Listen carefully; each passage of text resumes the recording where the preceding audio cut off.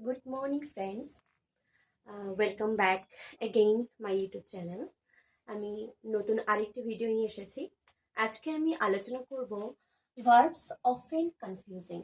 এমন তিনটে ভার্ব সম্পর্কে বলবো যেটা সবসময়ই কনফিউজ সৃষ্টি করে। তো এই তিনটে ভার্ব হচ্ছে, লিখছি, প্রথমটি হচ্ছে লাই, দ্বিতীয়টিও হচ্ছে লাই এবং তৃতীয়টি হচ্ছে লে। প্রথম লাই এর অর্থ হচ্ছে আনট্রুথ, আনট্রুথ বা ডিসিভ, ডিসিভড বা মিথ্যে কথা বলা। দ্বিতীয় লাই এর বানান প্রথম লাইয়ের সঙ্গে একই হলেও অর্থ কিন্তু আলাদা। এই লাইটির মানে হচ্ছে to rest or recline, used for oneself.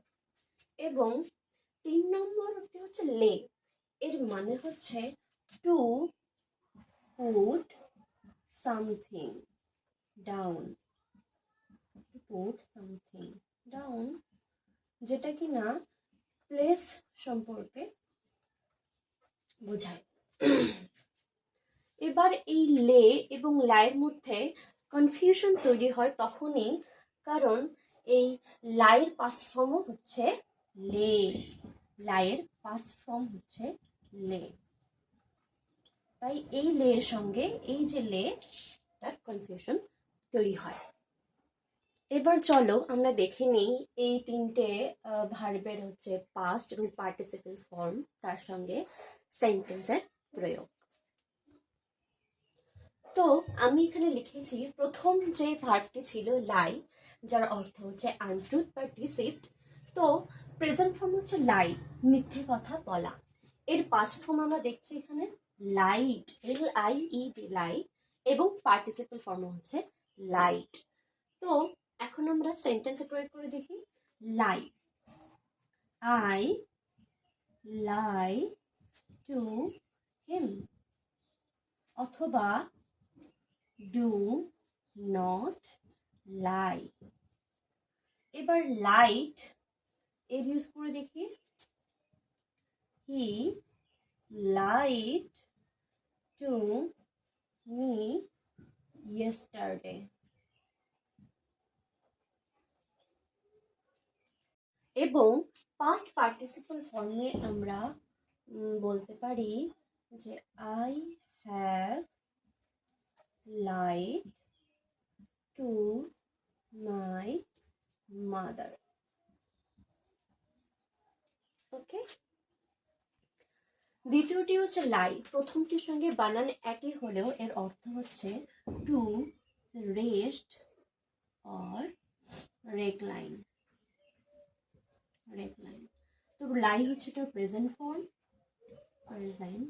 এটার পাস্ট হচ্ছে লে।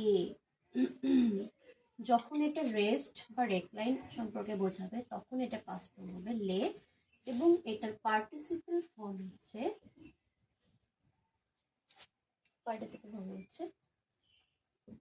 লে।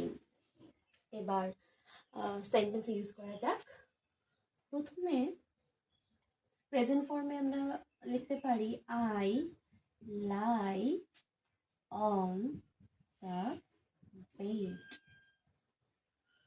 Past present,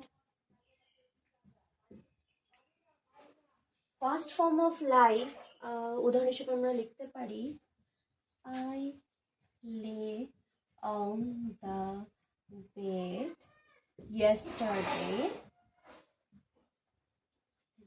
past. And past participle form হিসেবে বলতে পারি I have lain on the bed.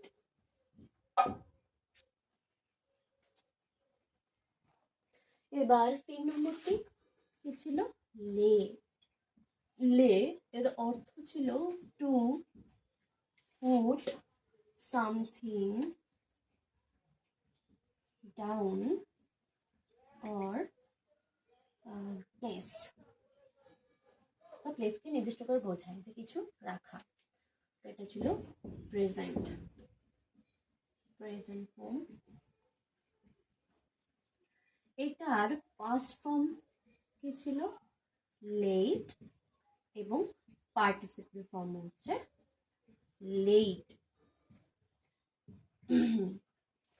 এবার উদাহরণ সম্পর্কে আমরা বলতে পারি আই লে the book down. Example of present form of lay, present.